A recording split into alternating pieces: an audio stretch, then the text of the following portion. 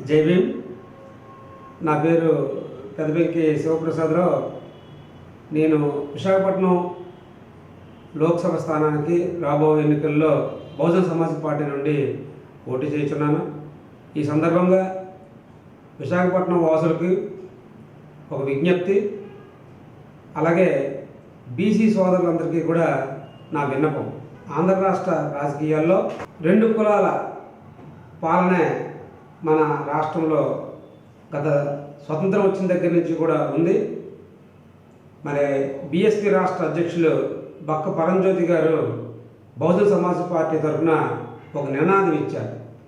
రెండు కులాల పాలన పోవాలి, బహుజన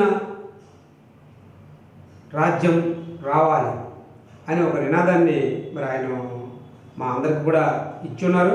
మరి అందులో భాగంగా బీసీ కులాల నాయకులారా, ప్రజలారా ఒక్కసారి ఆలోచించండి. స్వతంత్రం వచ్చిన దగ్గర నుండి ఈ రోజు వరకు కూడా పాలన రెండు కులాల వారి చేతుల్లోనే ఉంది.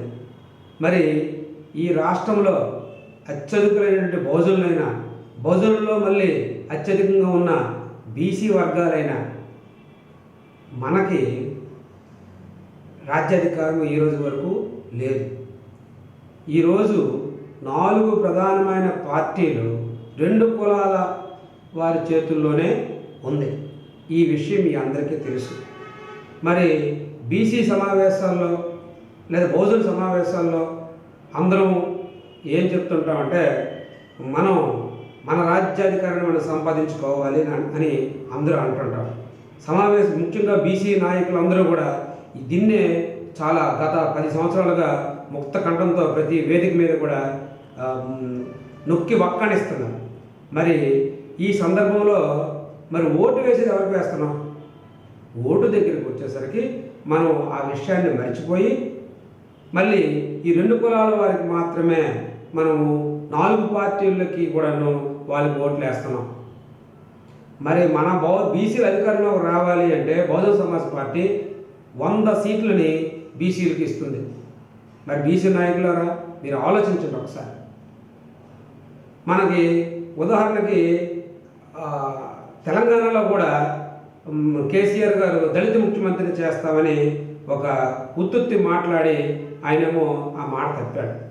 ఇప్పుడు కూడా గత పాలకులు ఇప్పటి పాలకులు మనల్ని మభ్యపెట్టి మన ఓట్లు వేసుకోవడానికి మాత్రమే ప్రయత్నిస్తున్నారు. బహుజన సమాజ్ పార్టీ తరఫున బీసీ వర్గాల వాళ్ళకి చాలామంది పోటీకి సిద్ధంగా ఉన్నారు.